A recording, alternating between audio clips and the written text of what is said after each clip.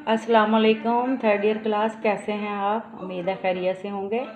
पहले जो हमने पढ़ा था वो थी कारस टोपोग्राफी चैप्टर, जो मैंने पिछले हफ्ते आपको पढ़ाया था। आज हम नया चैप्टर स्टार्ट करना जा रहे हैं और वो है एटमॉस्फेयर या कुर्रा हवाई। एटमॉस्फेयर है क्या? The atmosphere is a thin layer of gases held to the earth by gravitational attraction.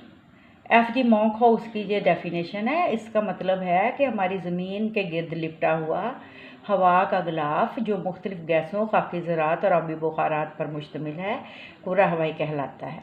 अब कुर्रा हवाई जो है बना किन किन चीज़ों से मिलके है, इसकी कंपोजिशन में क्या चीज़ें शामिल हैं? एक तो बेटे गैसेस हैं, दो तरह की गैसेस हैं, वेरिएबल गैसेस हैं और कांस्टेंट गैसेस हैं।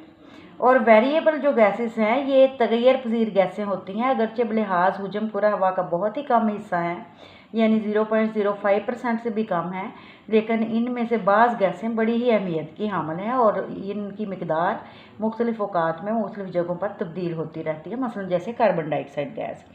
दूसरी आ गई कांस्टेंट गैसें, जो इनमें दो बड़ी गैसें शामिल हैं जो कुर्रा हवा का तकरीबन 99% बनाती हैं और ज़मीन के ऊपर हर तरह की ज़िंदगी की बका की अलामत है। इसमें ये गैस है नाइट्रोजन, एक तो जो तकरीबन 78% है, और ऑक्सीजन गैस है जो 21% है।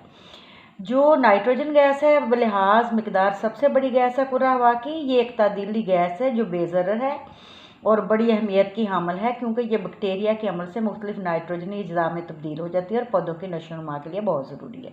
दूसरी ऑक्सीजन गैस है, ये भी ज़िंदगी के बका के लिए बहुत ही ज़रूरी है जैसे नाइट्रोजन, क्योंकि इसे हम अपने फेफड़ों के ज़रिए से खून में शामिल करते हैं जो हमारे जिस्म में तकसीदी अमल में मदद देती है, हमारी खुराक से हासिल शुदा कीमियाई तवानाई को हर की तवानाई में तब्दील करती है, जिससे मुख्तलिफ अफास जो है हम सारा अंजाम देते हैं। यानी ये ऑक्सीजन गैस ना रेस्पायरेशन के लिए ज़रूरी है बल्कि ऑक्सीडेशन का भी इसी पर इन्हिसार है, जिसके तहत मुख्तलिफ किस्म के ईंधन जलकर हरारत और तवानाई पैदा करते हैं।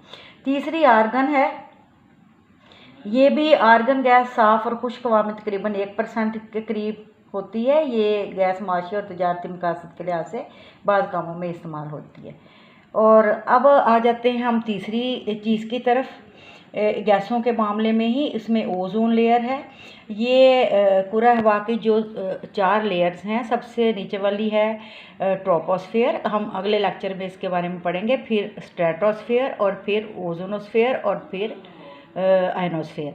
तो जो दूसरी हमारी लेयर है एटमॉस्फेयर की, स्ट्रेटोस्फेयर, उसमें ये ओजोन लेयर है, ये ऑक्सीजन ही है। ये 2 एटमों वाली ऑक्सीजन की बजाय 3 एटमों वाली ऑक्सीजन से बनी हुई लेयर है और ये तकरीबन 15 से 25 किलोमीटर के दरमियान एग्जिस्ट करती है। और इसका सबसे ज़्यादा जो अहम काम है, ये एक हमारे लिए एक ऐसे शेड के तरह बिहेव करती है जो सूरज से आने वाली अल्ट्रावायलेट रेज़ को नीचे नहीं आने देती, जिससे ज़मीन के ऊपर टेम्परेचर जो है बहुत ज़्यादा नहीं बढ़ने पाता और अल्ट्रावायलेट जो रेज़ सूरज से निकलती हैं वो ज़मीन की तरफ नहीं आती, बल्कि ये उनको ऑब्जॉर्ब करती है ओजोन लेयर, और जिसकी वजह से टेम्परेचर फिर जो अर्थ के ऊपर टेम्परेचर है वो कंट्रोल रहता है।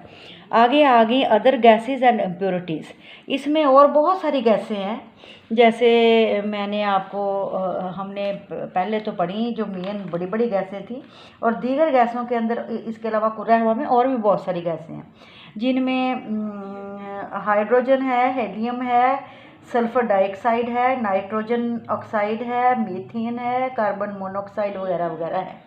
इसके अलावा आ जाए चौथे 5वें नंबर के ऊपर अदर गैसेस एंड इम्प्योरिटीज़।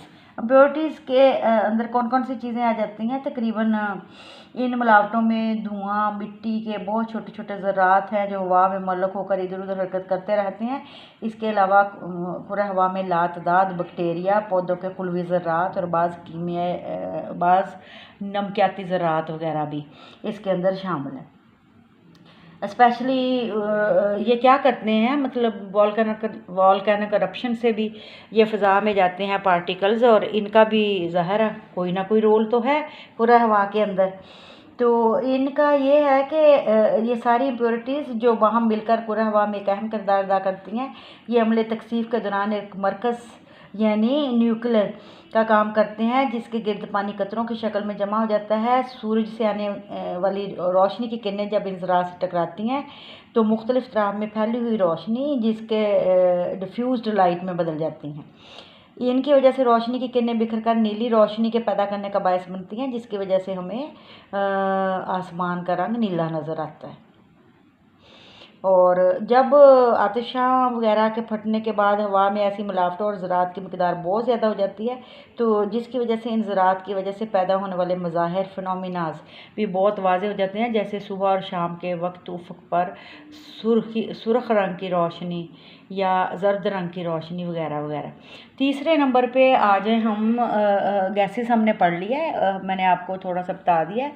अब आ जाए वाटर वेपर्स की तरफ। वाटर वेपर्स भी हर जगह एक जैसे नहीं होते, पूरा हवा में मौजूद होते हैं। ये प्लेस टू प्लेस इनकी जो मिकदार है मुख्तलिफ हो सकती है।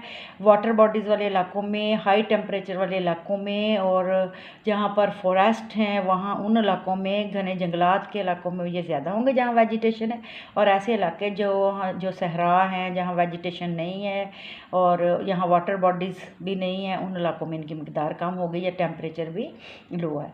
और डस्ट पार्टिकल्स का भी ये है, ये भी हर जगह एक जैसे खुला हवा के अंदर नहीं होते। ऐसे इलाकों में जहाँ नबातात बहुत ज़्यादा होंगी, बारिशें बहुत ज़्यादा होंगी, उन इलाकों के अंदर डस्ट पार्टिकल्स कम होंगे। लेकिन खुश्क आबहवा के इलाके जैसे सहराई इलाके वगैरह हैं, इन इलाकों के अंदर जो है डस्ट पार्टिकल्स हवा में ज़्यादा होंगे। तो आज के लिए जो है हमने कुर्रा हवाई की, मैंने आपको मेन जो उसकी कंपोजिशन है उसके बारे में थोड़ा सा बता दिया है। इंशाल्लाह अगले लेक्चर में हम इसको ज़्यादा डिटेल के साथ जो है फिर पढ़ेंगे। इसको आपने अच्छे तरीके से याद करना है। और कुर्रा हवा के अंदर साथ साथ भी मैंने आपको गैसेस की मिकदार भी बताई। जो अहम गैसें हैं, नाइट्रोजन 78.03% है, ऑक्सीजन तकरीबन 21% है, आर्गन 0.94% यानी 1% के करीब है, कार्बन डाइऑक्साइड गैस 0.03% के करीब है, और हाइड्रोजन 0.01% के करीब है। तो इसको आपने अच्छी तरह से याद कर लेना है और समझ के पढ़ना है, ताकि आपको घर बैठे जो है ये सारी बातें जो हैं समझ आ जाए और आपकी तैयारी भी साथ साथ होती रहे। अल्लाह हाफिज़।